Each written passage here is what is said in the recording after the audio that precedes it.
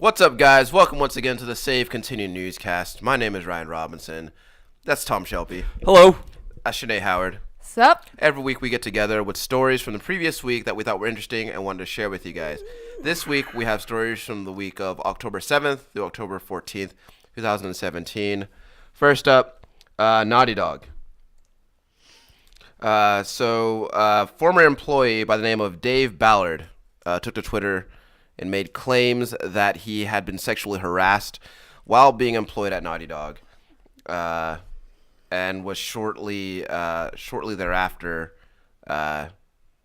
dismissed. It happened in 2015. He said he could report it in February of 2016, and that they also offered him $20,000. Some hush money. Some hush money. To just accept the termination and not talk about it. Yeah, so Naughty Dog was kind of quick to issue a statement on the matter.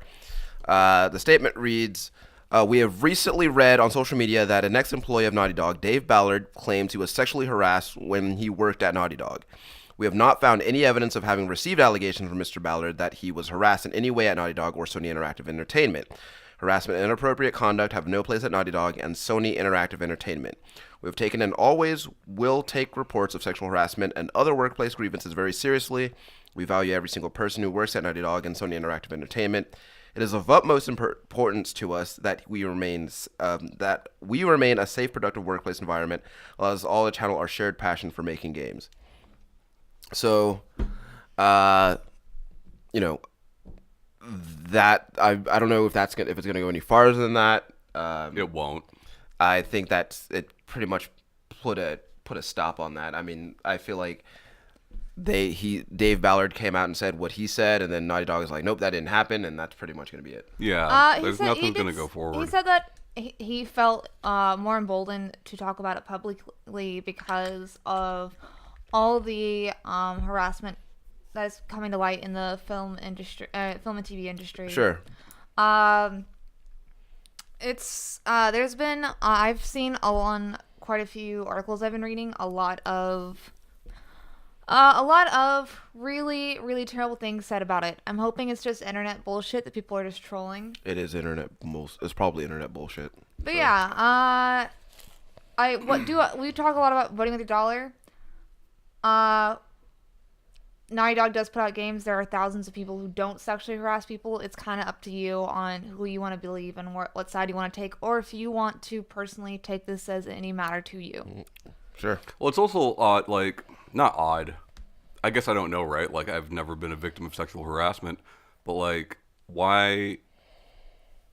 I understand why point out the company, right? Because you're basically saying that nothing was really done about it. Yeah. And it's not but don't you think more could be done if we were given who sexually harassed him? Like names. Yeah. I think that it is. I think it's a good move to not name the name on a public space like Twitter. Sure, I'm not saying that it needs to be public, but what is Naughty Dog supposed to do with that information now? Yeah. You know? Well, he said that he went up to Sony HR to talk to them about it. Right. So if that did happen, then Sony does have the name. Well, sure, but then And yeah, I don't know, maybe. so we don't know that Sony has the name. You know. If what he's saying is factual, then they have the name. Well, and we don't know what happens behind closed doors. He has talked about how he talked about how he personally,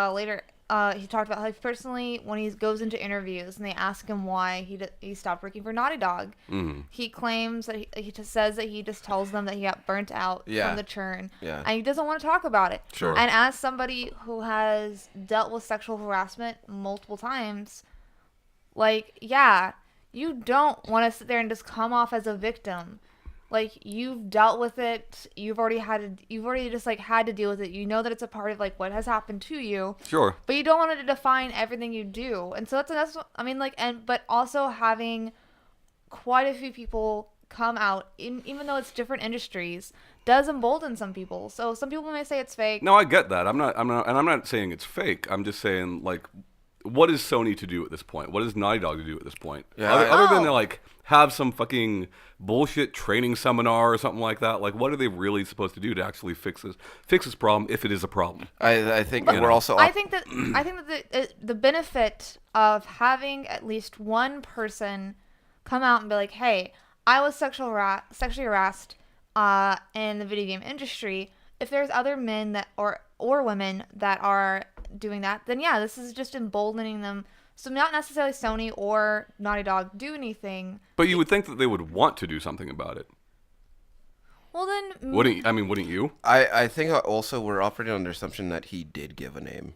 Right, exactly. Like, he might not have. Right. You know. Well, I just feel like, yeah. I mean, I don't know, but I am assuming that Yeah. it happened in 2015, and he reported it in 2016. He probably said the name then. Because I feel like this caught He it. said it was a lead on like certain things in what he was writing. He just alluded to what kind of position they had. Sure. I mean, we know all the leads at Naughty Dog. We know all of them. But like, You know? I feel like the post could have very much. It could have just been like, the post could have just been like, you know who I'm talking to. You know what you did. Yeah. So that could have been like the point of it. Sure. But I think that's still less professional and maybe not necessarily what he was trying to get across. It feels a lot like he felt emboldened. He wants to embolden others. When I read it, that's how I took it. Sure. Not that he was looking for results from the companies he's with, Sure. but he's just addressing that there is a problem, which there's a problem. That sexual harassment is a problem in most industries. Right. Like when you work mixed gender, it happens a lot, unfortunately. And hey, if this sort of thing makes it so it's easier for other people to come out about their experiences, and then something good did come. I mean, obviously, Sinead's right on that point. Yeah. We've seen a lot of this year, specifically in the games industry, other industries as well. But in the games industry alone, we've seen a lot of that this year. Yeah. But so moving on. So Epic, I'm gonna spend only a second on this. Epic is suing you if you cheat in their game, basically. good. So I didn't quite catch the names of the people that they're suing, but there are two players of Fortnite who were caught cheating, subsequently banned, and now Epic is apparently taking legal action against them, alleging that they violated terms of service and the end user license agreement by cheating. Also stating that in order to cheat, they altered the code. And, in doing so, committed copyright infringement. Yeah, they're completely right. I don't necessarily think that Epic is the best, most ethical company there is.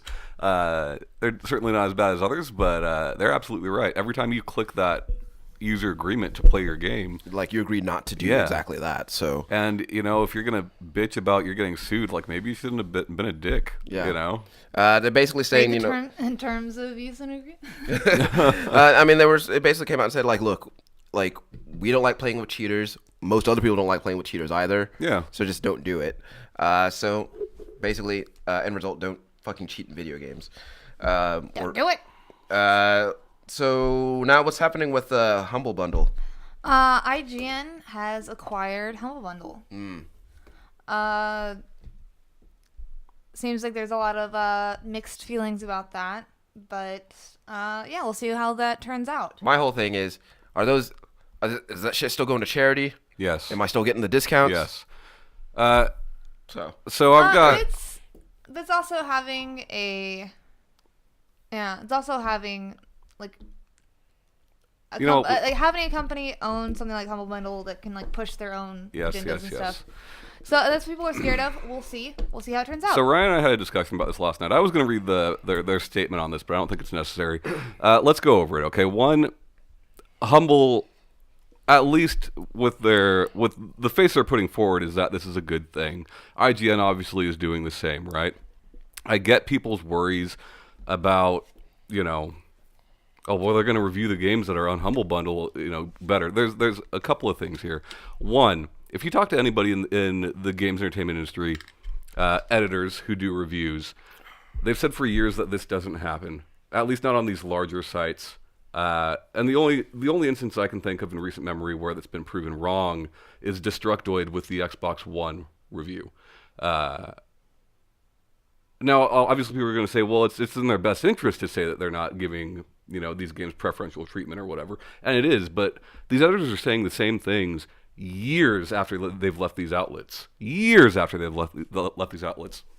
2, the games on Humble Bundle, in those bundles, traditionally are not games that are out. These games like that have just come out. These games have already been reviewed, typically years ago.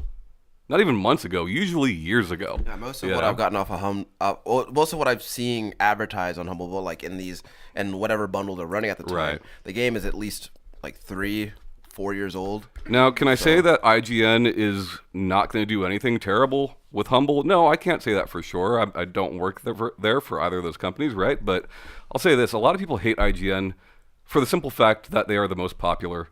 And I think that's dumb. Just like a lot of people hate Call of Duty for the simple fact that it is the most popular. Yeah. Like, it's fine. Yeah. If they're both okay with it, it's not like Vivendi and Ubisoft, right? That's very different. Humble agreed to this. Yeah. They wanted to do this. Yeah. So it's fine. So I have to assume that they had a good reason for it. Just keep giving the charity, and I don't give a shit. Basically. Sure. What's happening with Shadow of War? Middle-earth Shadow of War has been cracked in just one day on PC. Hell yeah. No, I'm joking. That sucks. Yeah, it's, I have only read this word, so if I'm mispronouncing it, please one of you correct me, or somebody out there. Mm-hmm. The game uses, Denuvo, Mm-hmm. Anti-tamper software. They kind of, market themselves as making games harder to crack, and kind of, I guess, alternative for DRM. Yeah. Mm-hmm. But they've been shown the last couple games that it is not the case. Yeah, maybe 5 years ago, that was the case. Games were hard to crack with that in place, but It is still harder to crack with it in place. But maybe not hard enough, but it is still harder to crack. Yeah, so it's not as consistent as it was, when they first started, putting that in place. And some companies are kind of why are we paying this money for this, for this encryption? But I mean that shit's gonna happen. Yeah, last year they were Denuvo. They were talking about how companies were thinking about going to just PC because of how great DRM was about stopping piracy, which It's is not. not Yeah. true, Yeah, it's not. Not proven. So yeah, pirate anything. So yeah, even people. Shit, Atlas lost that case with the whole Persona fucking PS3 thing. Yeah. This is a week or two ago. You can pirate anything, man. Yeah. It's gonna happen. And I get emulation is not the same, but Sure. nevertheless, that is the reason they were fighting it. Yeah. Yeah, basically, even without doing other cracking things, apparently it's super easy to get unlimited loot boxes on the PC version. Nice. And so, Hell yeah. So yeah. Y'all like loot boxes? We're gonna talk Y'all about like that. loot boxes? The ESRB has said that they're not gambling, so go for it. Get your loot boxes. Okay, so that's actually one of my stories. So thanks for bringing that up, Shanae. Oh. Segue. Yeah, so good segue. So the ESRB and Peggy this week have both spoken up about loot boxes. ESRB says that they're not gambling, and I actually tend to agree with them. They give a good reasoning. They give a good reason for it. Gambling implies that you might lose money and not receive something back. Every time you buy a loot box, you're guaranteed to get something. It might not be what you want, but you get something every time. Much like Ryan and I were talking about it, when you go to the grocery store and buy something out of a capsule machine, you're going to get something. It might not be what you want, but you're going to get something. Peggy has come out and stated that it is not on them to define what makes something gambling. Very diplomatic answer. So there's two things to think about here. One, you have to assume that they are both giving a stance on this because if they consider it to be gambling, that those games would have to be rated A for adult, and nobody wants to do that. Sure. Think Shadow of War A for adult, that'd be weird. Yeah. Overwatch, Yeah. A for awesome. Peggy's answer leaves them open to the government stepping in. Right. Because okay, Which is kind of weird because Well, the government is what regulates what's gambling. right. Not ESRB. Sure.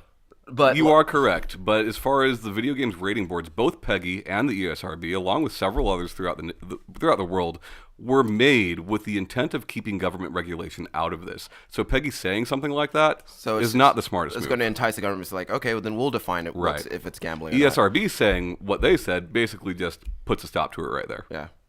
So, so what's going on with Cuphead?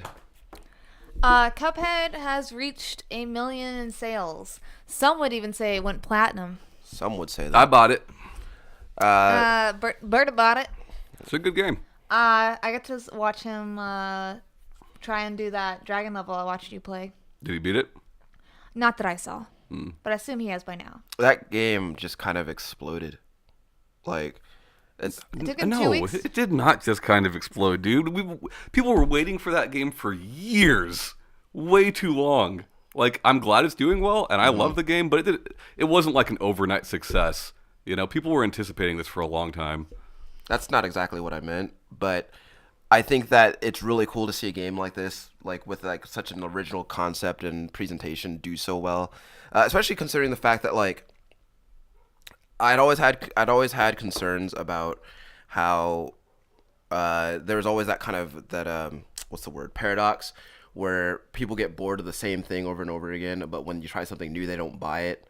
And seeing someone like come out with a new concept and seeing it be successful, that's How do really you cool. mean new concept? Because I feel like Cuphead's been done like as 100 times before. Okay, as a game from a gameplay standpoint, like we've seen it 1,000 times with like Gunstar Heroes, like Cardiga, games like that. Like they do exist, right? But presenting the game in this way, with that kind of, like through that kind of filter, is not something that anybody had thought to do before. You just mean aesthetically. Yeah, Yeah. and I think that's really neat. Because especially when you think about how do you make a game look better, or how do you make anything look better, you typically don't go back to the 30s and 40s for inspiration on that. So I thought that was really neat. But yeah, a lot of people buy that game, but some people I know are buying that game twice. Why would you do that? Something I forget. There was some kind of incentive that people had to buy that game twice, and I can't remember what it was. Because here's the thing, it's only available on PC and There's Xbox. You buy it on Xbox, you There's get it on something PC. going on with So you have physical edition. That's what it was. You have one to play and one There's to a keep physical pretty. one? Well, they're coming out with a physical collector's edition. Huh. That's why they're buying it twice. I was trying to remember why, and that's what it was. Interesting. Yeah. So that's Could have been one of Xbox's biggest games, yeah, but no, you can get that on Steam. yeah, Yeah. Play anywhere, you know? yeah. Just play wherever. Just I mean, really. Yeah. Just yeah. What happened with Mark Laidlaw? Mark Laidlaw is leaving BioWare, which is interesting. Like, I think it's cool. He's been in the industry for a long time. He's kind of the father of Dragon Age. It makes sense for him to be leaving, Dragon Age is awesome. considering how long he's been doing this. I think the more interesting thing that you and I were talking about this last night over dinner is that no one's bringing this up. I mean, this is the same guy that just a few weeks ago, a couple months ago maybe, leaked his Fallout 3 script. Yeah. And, like, I'm not saying for sure there's a connection there, but I'm surprised that nobody's talked about that. Yeah. Yeah. And then we're also like wondering, like, does that technically constitute a leak or? Right. Well, I mean, I don't know. He doesn't work for the company anymore. Like, he Yeah. hasn't worked for Valve for years. Yeah. But I don't know. You've been Half-Life 3, by the way. Right. Sorry. Yeah. But, yeah, good on him. I don't know if, it seems like at least what they're saying is that he's leaving on good terms. Sure. I mean, I hope that's the case. And good for him. He's done a lot of good for the industry. Yeah. Yeah. Just chill out and relax. Also, again, Dragon Age is awesome. I played all 3 in the course of a month, and that was rad. Yes, you did. It's Like your that- claim to fame. Yeah, that's probably the most impressive thing I've ever done. What's happening with Destiny 2? I'm sure there's a lot of things happening with Destiny 2 that I don't know about because I don't know anything about Destiny. What I do know is John Carpenter Hell yeah. intends to. Hell yeah. He intends. What? How did he word it? He's gonna dedicate his life. He's going to dedicate to his learning life Destiny to 2. learning Destiny 2. And that's badass. And I just thought that Yeah. was a fun little bit. To My throw in. only question at this point. He was having an interview that had nothing to do with video games, and that's like one of the first things he says. My only question at this point is, what platform are you playing on, John? PlayStation, I bet. Yeah, probably. Seems like a PlayStation. He's guy, not right? playing on PC yet, so it's one of two places. And he probably wouldn't play on PC. I feel like. yeah. Yeah. I'm gonna run into him, and I wonder what his PSN name is. I told you it's John going to be Carpenter. John Carpenter official. Man, J Carp. yeah, J Carp a fish. yeah. I mean, he's definitely my favorite director of all time. And if I randomly happen upon him in like Destiny 2 matchmaking, that would be pretty great. You won't. Just won't. play Destiny on every console you can. Simultaneously? You'll eventually play with John Carpenter. I mean, if he plays it the way that he's saying he's going to, like statistically, it's got to happen eventually. Yeah. So, and we already talked about what's going on with the ESRB and Peggy. So I guess that is the news for this week, guys. It's a long one. Yeah. How long it's 20 minutes. It's the longest newscast in history of this podcast. That's not No. true. Maybe. No. In a long time, though. In a while.